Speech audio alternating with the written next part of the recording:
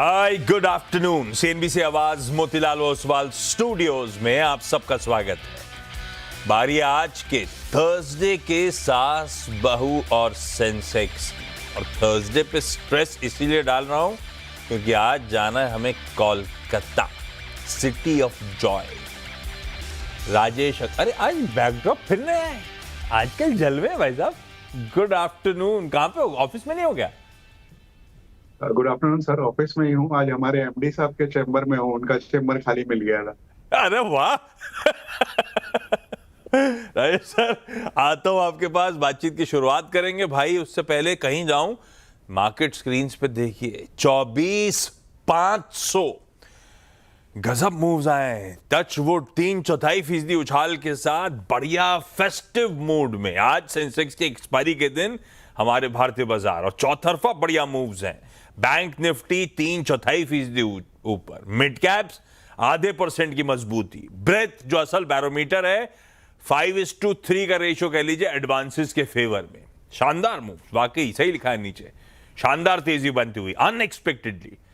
धीरे धीरे करके मोमेंटम तूल पकड़े चला जा रहा है और कई है फैक्टर्स एट इन प्लेस। एक ही सरदर्द है, वो टैरिफ रिलेटेड, और उसमें भी इंकरेजिंग सिग्नल्स वीकेंड कह रहा हूं, ओवरनाइट आए हुए हैं। हालांकि हमारे अपना ऑफिशियल्स ने इस तरह से डायरेक्टली नहीं कहा जैसे ट्रम्प साहब ने कहा, लेकिन फॉरेन मिनिस्ट्री कह जरूर रही है कि बातचीत चल रही है। तो अगर वो एक पेंच फंसा हुआ सुधर जाता है तो वे firing on all cylinders. By the way, crude हमारे फेवर में है, रुपया वापस स्ट्रेंथन कर रहा है, ग्लोबली इक्विटीज अच्छा कर रही हैं, हमें कैचअप प्ले करने की जरूरत थी। और सबसे इंपॉर्टेंट, ये सब फेरिफेरल है, हमारे इंडिया इंक के नंबर्स, Q2 का रिजल्ट सीजन, मैं कल भी कह रहा था और उसके बाद ओवरनाइट जितने आए उनको भी देख के कह सकता हूं, पॉजिटिव सरप्राइज है। ऐसा गंगो होने वाला नहीं, लेकिन जो स्ट्रीट एक्सपेक्ट कर रही थी उससे बेहतर इंडिया इंक फेयर करता हुआ, और वो सबसे इंपॉर्टेंट फैक्टर है। खैर, ज्यादा नहीं बोलने का, टचवुड। आप नींबू मिर्ची लाते हो डायरेक्टर साहब? नहीं है इनके पास, छुट्टे नहीं थे इनके पास। खैर, लगा दिया करो मौका देख के स्क्रीन पे। 24,500 बढ़िया लग रहा है स्क्रीन पे देखते हुए। अच्छा, हम तक, हमारी सास बहू सेंसेक्स की टीम तक रीच आउट करने के लिए वो दो विकल्प हैं। एक तो व्हाट्सएप नंबर स्क्रीन पर आएगा और दूसरा email ID. Please note down करिए और लाइए क्विकली ऑन द शो, बहुत जल्दी जल्दी दिखाइएगा आज, क्योंकि एक मैनेजमेंट से भी रूबरू मैं सोच रहा हूँ इंटरेक्शन हुआ है। उस इंटरेक्शन का L&T फाइनेंस के टॉप मैनेजमेंट का एक चंक सुनाऊंगा आपको शो में।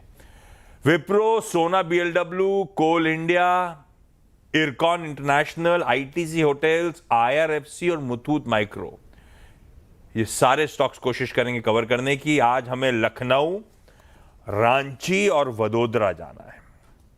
जुड़ चुके हैं साहब? कौन नहीं जुड़ा है डॉक्टर साहब? सॉरी, रांची का लाइन अभी तक पैच नहीं हुआ है। पहले लखनऊ चला जाए, अनुष्ठा सिंह जी के पास। अनुष्ठा जी, हाय, गुड आफ्टरनून। क्या करते हो लखनऊ में आप, और कब से स्टॉक मार्केट से जुड़े हो? कितना टाइम हो गया? गुड आफ्टरनून सर, मैं मार्केटिंग एग्जीक्यूटिव की पोस्ट पे काम करती हूँ। लखनऊ में तो मैं रह रही हूँ 4.5 साल से, बट अभी इस इंडस्ट्री में वर्किंग में मैं 1.5 साल से हूँ। और जब जब मेरे पास सैलरीज आने लगी तो मुझे लगा कि कुछ शेयर्स मुझे इन्वेस्ट करने चाहिए अपने सैलरी के, तो वहाँ से स्टार्ट किया। तो मतलब आप कहीं और के हो, लखनऊ आए थे, लखनऊ में पढ़ाई करी, यहीं पे जॉब करा, ऐसा है क्या? हाँ, मैं born and brought up Gorakhpur से हूँ। यूपी हुआ, ठीक है, ओके। हाँ, ये बहुत स्मार्ट आइडिया था अनुष्ठा। ये चीज़ मैंने 20 साल पहले सोची होती तो आज मैं भी कहीं बढ़िया होता। अनुष्ठा ने शुरुआत से ही स्टॉक में इन्वेस्ट। अच्छा, ये स्टॉक जब आप डिसाइड करते हो चुनने का, पिछले 1.5 साल से जो कर रहे हो, कैसे डिसाइड करते हो अनुष्ठा? कोई गाइड कर रहा है या खुद ही चूज कर लेते हो? नहीं, एक्चुअली मेरे फादर स्टॉक में काफ़ी इन्वेस्ट करते हैं और he is from army background, but अभी वो स्टॉक में काफ़ी एक्टिव हैं, तो उन्हीं के रेफरेंस के थ्रू ही मैं इन्वेस्ट करती हूँ। थोड़ी बहुत नॉलेज है मुझे, but due to working professional मैं इतना टाइम तो इसमें नहीं दे पाती, तो whatever my father suggest, तो उसके बेसिस पे I do it. Okay. Lucknow में ठंडक शुरू हुई अनुष्ठा? नहीं, अभी नहीं, इट्स वेरी नॉर्मल। अनुष्ठा, पहला सवाल कौन सा? एक्चुअली मैंने सोना BLW के शेयर्स लिए थे 405 में 100 शेयर्स लिए थे, बट मैं देख तो रही हूँ कि उसमें थोड़ी बहुत ग्रोथ है, चीज़ें हैं, बट कंफ्यूजन मुझे इस चीज़ में हो रही है कि मैं इसको अभी होल्ड करूँ as you know festive seasons are here, और या फिर इसको सोल्ड आउट करके कुछ और परचेज कर सकते हैं, या क्या मतलब इसमें डिसीजन क्या लेना है? ये आइडिया पापा का था? नहीं, बस जनरल क्वेश्चन है मेरा। नहीं, सोना BLW आया कैसे, लिया क्यों? अब पापा ने एक्चुअली हाँ मुझे बताया था। हाँ। पापा क्या कह रहे हैं? बने रहने को बोल रहे हैं, निकलने को बोल रहे हैं? इसमें से देख सकते हो। एक्चुअली पापा का कहना ये है कि कुछ में होल्ड कर सकते हैं, और थोड़ा मतलब जैसे भी रैपिड ग्रोथ है तो उस हिसाब से देख सकते हैं। पापा ने क्लियर कट जवाब नहीं दिया, राजेश जी देंगे। राजेश सर, सोना BLW पापा ने खरीदवा तो सही दिया है, अब करना क्या है? गुड आफ्टरनून आशीष जी, बाकी भी जो महिला मित्रगण हैं सबको नमस्कार। अब पापा ने खरीदवाई बहुत अच्छी है, इसमें कोई डाउट ही नहीं है, और बहुत अच्छे लेवल्स पे खरीदारी हुई है। इनकी कंपनी बहुत अच्छी है। कुछ दुखद घटनाओं के कारण से नेगेटिव एनवायरनमेंट बन गया था, स्टॉक बहुत टूट गया था, लेकिन अगर आप देखें तो कामकाज बहुत अच्छा चल रहा है। 262 बिलियन के ऑर्डर बुक है, जिसमें 77% ईवी की तरफ से वो ऑर्डर बुक आती है। कुछ माइक्रो रिस्क हैं टैरिफ वगैरह को लेकर, लेकिन मुझे लगता है कि आने वाले दिनों में सॉल्व होते हुए नजर आएंगे। रेलवे का डिवीजन इन्होंने एस्कॉर्ट से लिया है, तो वहां से भी अच्छी ग्रोथ की उम्मीद है। शॉर्ट टर्म की बात की जाए तो 490 के टारगेट हैं हमारे, बट लॉन्ग टर्म में अच्छे टारगेट हो सकते हैं।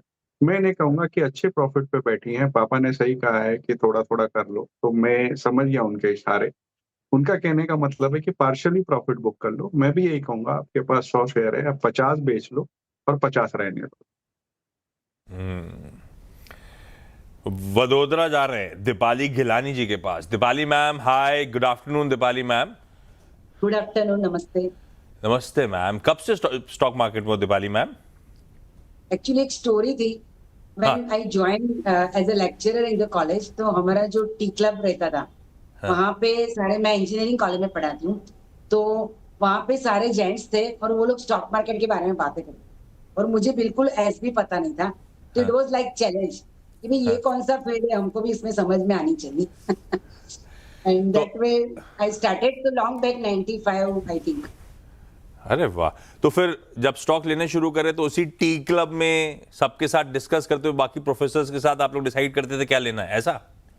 हाँ बिल्कुल वैसा ही, एकदम रो फुटपाथ पे वो जो मिलते थे नए आईपीओ निकले उसके हाँ, फॉर्म भरते थे। वो फॉर्म भरते थे। हाँ। और 500 का फॉर्म 4 लोगों के बीच में भरते थे। अच्छा, पहला सवाल दीपाली मैम कौन सा? अच्छा, प्रोफेसर काहे के प्रोफेसर थे आप हो? मैं सिविल इंजीनियरिंग में अप्लाइड मैकेनिक्स पढ़ाती हूँ। बाप रे, कुछ अच्छा ही है मतलब। दीपाली मैम, पहला सवाल कौन सा? हाँ, ये एक्चुअली बहुत सारे बच्चे यानी स्टॉक से उसमें से जो बुरा चल रहा है उसी को पूछ रहे हैं। मुथूट माइक्रो फाइनेंस है जो आईपीओ में लगा था, 291 पे मिला था, और अभी तो काफी नीचे चल रहा है। और एज यूजुअल आप लोग सिखाते हो, लोग हम सीखते नहीं है, स्टॉप लॉस रखा नहीं है, तो अभी कहाँ तक लॉस करना है या निकल जाना है? नहीं तो 95 में जब टी क्लब की शुरुआत हुई तब आप लोग फॉर्म भरते थे। ये 25-30 साल डाउन द लाइन भी सिर्फ आईपीओ के फॉर्म ही भरते हो, अलग से स्टॉक चुनते नहीं हो? आईबीबी आईपीओ ही सब्सक्राइब करते हो आप, ऐसा है क्या? नहीं, अलग से भी करती हूँ, अलग से भी परचेज करती हूँ, और स्टॉक मार्केट में अच्छा भी रहा है, काफी पैसे भी मिले हैं, ऐसा नहीं है। हाँ। लेकिन आईपीओ भी भरते हैं कभी कभी।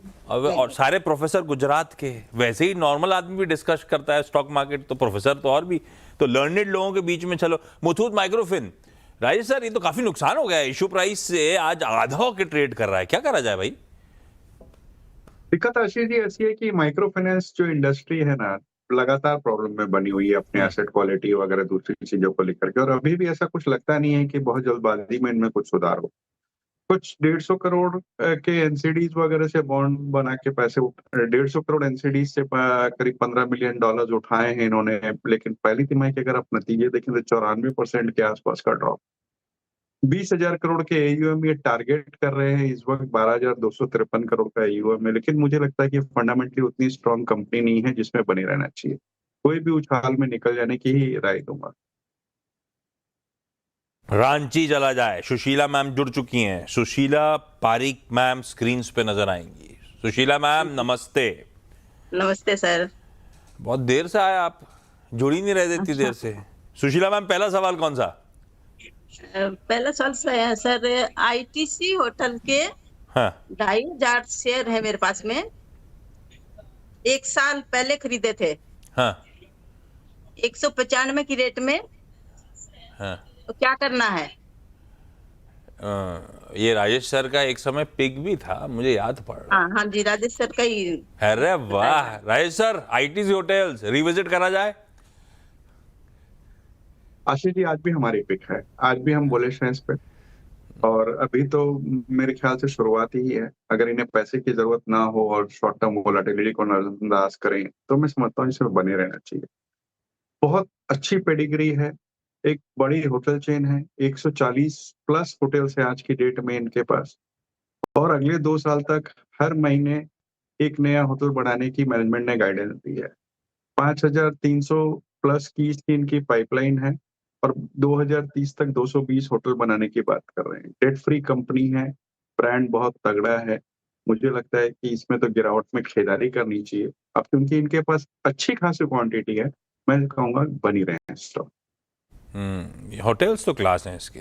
हॉस्पिटैलिटी, लोग ताज ताज कहते हैं, आईटीसी की हॉस्पिटैलिटी भी ऑफ लेट गजब हो गई है। मेरे घर के पास जो है वो तो मतलब फुटफॉल भी सॉलिड और इसके रेस्टोरेंट भी क्लास अपार्ट है। खैर आईटीसी होटल्स, राजेश सर तो कह रहे हैं भाई बने रहिए आप मैम।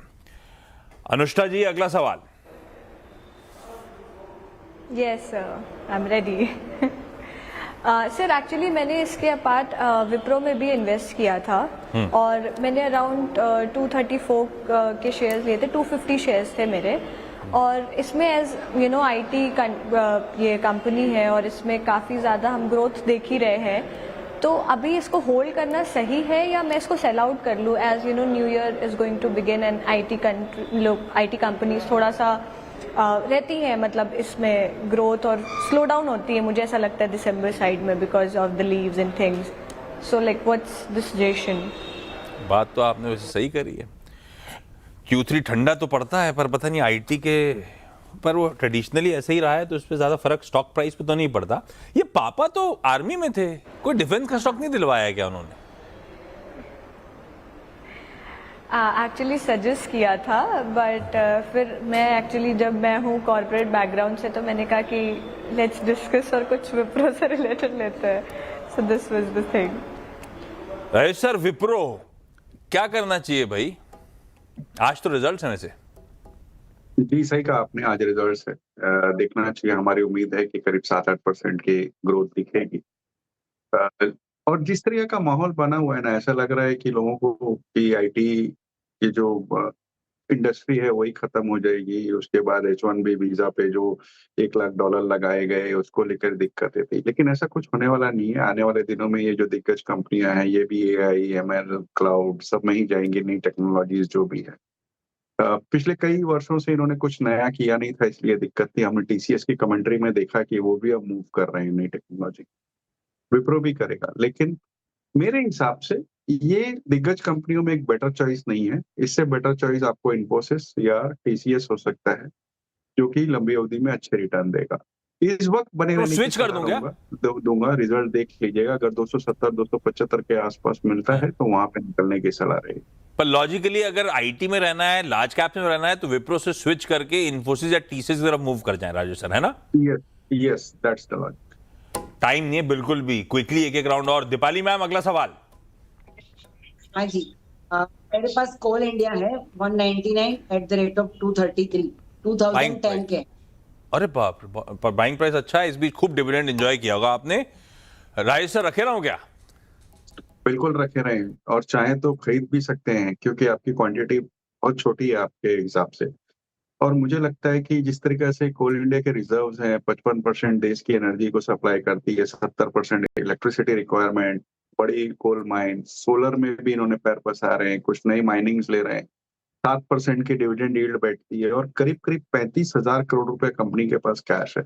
सारे पायदान पे खड़ी उतरती है। लोगों को रिन्यूएबल पर रुझान है, लेकिन ये बात मान के चलिए थर्मल खत्म नहीं होने वाला है और कोल की डिमांड बनी रहेगी। बिल्कुल बने रहें स्टॉक में। और ऐड भी कर ले। Deepali ma'am, Sushila ma'am, Anushtha ji, thank you so much आप सबका जुड़ने के लिए। राजेश सर आपका भी धन्यवाद, क्योंकि ब्रेक के उस पार L&T फाइनेंस के मैनेजमेंट से रूबरू कराना है आप सब। ब्रेक के बाद आता हूं। चले भाई, ब्रेक के बाद आप सबका स्वागत है। 2 टीजर्स। अगली मुलाकात होनी है 1:27 पे नो योर कंपनी में। 2 इंटरेस्टिंग मैनेजमेंट्स। इरिडा नंबर्स अच्छे आ रहे हैं इंडिया इंक के, मैंने कहा था, सुबह से कह रहा हूं। उसमें से एक इरिडा के नंबर्स भी अच्छे थे। CMD साहब से करेंगे बातचीत। और Hyundai मोटर्स नए MD और CEO जो बनने जा रहे हैं तरुण गर्ग साहब, उनके साथ एक बढ़िया एक्सक्लूसिव चैट भी आपको सुनाएंगे। अच्छा, कल फ्राइडे है। कल इसी समय सास बहू सेंसेक्स नहीं होगा, आवाज हेल्पलाइन होगी मानस जायसवाल के साथ। अपने क्वेरीज भेजना शुरू कर दीजिए। कोशिश करेंगे ज्यादा से ज्यादा क्वेरीज मानस के साथ सॉल्व करें। और ब्रेक पे जाते जाते सुनाता हूं आपको L&T फाइनेंस के CFO सचिन जोशी जी का क्या कहना है अपने तिमाही नतीजों पर। सुनिए।